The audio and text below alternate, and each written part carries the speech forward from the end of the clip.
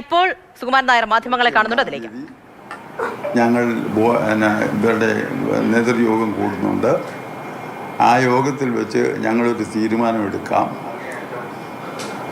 എന്നിട്ട് വന്നിട്ട് ചർച്ച ചെയ്യാം എന്ന് പറഞ്ഞു. ഐക്യത്തിൻ്റെതായ ചർച്ച നടക്കാൻ പോകുന്നുള്ളൂ.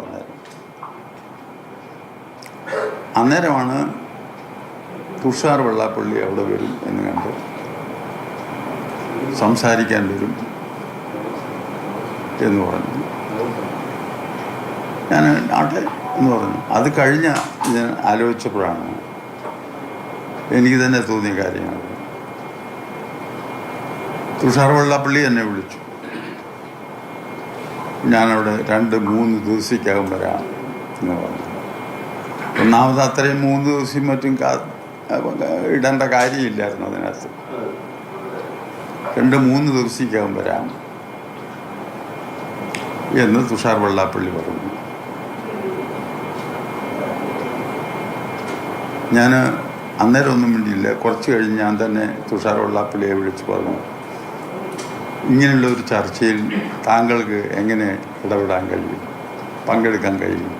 താങ്കൾ ഒരു പാർട്ടിയുടെ നേതാവല്ല, അതും കേരളത്തിലെ ഇന്ത്യയുടെ പ്രധാന ആളല്ലേ.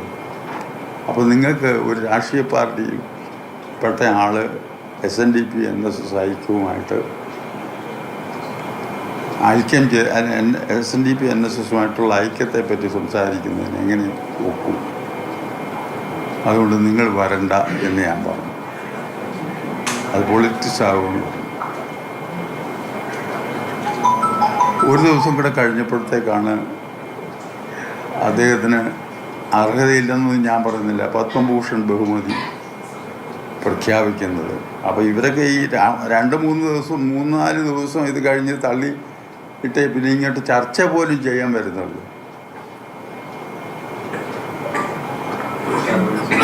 അതാണ് ഇതിൻ്റെ. അങ്ങനെ വന്നപ്പോഴാണ് എനിക്ക് തോന്നി ഇതിലെന്തോ ഇടപെടലുകളാണ്. ഇപ്പോൾ അദ്ദേഹം പറയുന്നത് പോലെ ഈ ഐക്യ ശ്രമത്തിൻ്റെ പിന്നിൽ എന്തോ ഉണ്ട്, അതുകൊണ്ട് ആ കെണിയിൽ പെടണ്ട എന്ന് എനിക്ക് തോന്നുന്നു. ഞാനിപ്പോൾ ഇതൊന്നും NSSൻ്റെ ഡയറക്ടർ ബോർഡിനെ ഒന്നും അറിയിച്ചിട്ടില്ല. പക്ഷെ ഞാൻ NSSൻ്റെ ഡയറക്ടർ ബോർഡ് വിളിച്ചു.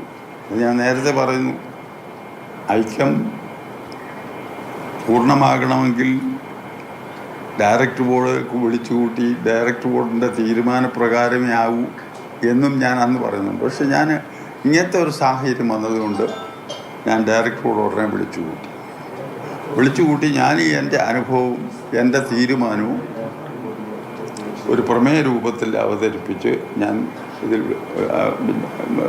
ബോർഡിൽ വെച്ച് ഞാനിതെല്ലാം കാര്യങ്ങളെല്ലാം തുറന്നു പറഞ്ഞു. ബോർഡാണ്, ഞാൻ ഉൾപ്പെടുന്ന ബോർഡാണ് അതിനെ അംഗീകരിച്ചെടുത്തത്. ആരും എതിർത്തിരുന്നില്ല. ഇവിടെ വന്ന ആ ഒരു ബോർഡ് മെമ്പർമാരും എതിർത്തുന്നില്ല. നമുക്ക് ആവശ്യമില്ല. അത് അവിടെ കൊണ്ട് അവസാനിച്ചത് നന്നായി.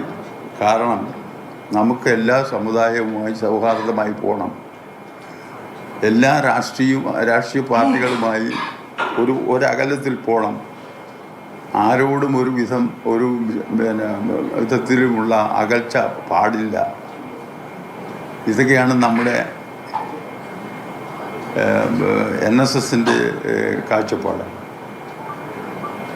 ഇപ്പോൾ ഏതായാലും അതിന് വിഘാതമായ ഒരു സാഹചര്യം ഉണ്ടായിക്കൊണ്ടിരിക്കുന്നു എന്ന് NSS ഡയറക്ടർ ബോർഡിനും കൂടെ ബോധ്യമായതിൻ്റെ ഫലമായിട്ട് എല്ലാവരും കൂടി ഏകമനസ്സോടുകൂടി ഒരാൾ പോലും എതിർക്കാതെ പാസ്സാക്കിയ പ്രമേയം ഞാൻ എൻ്റെ പേര് വെച്ച് പരസ്യം ചെയ്തതാണ്.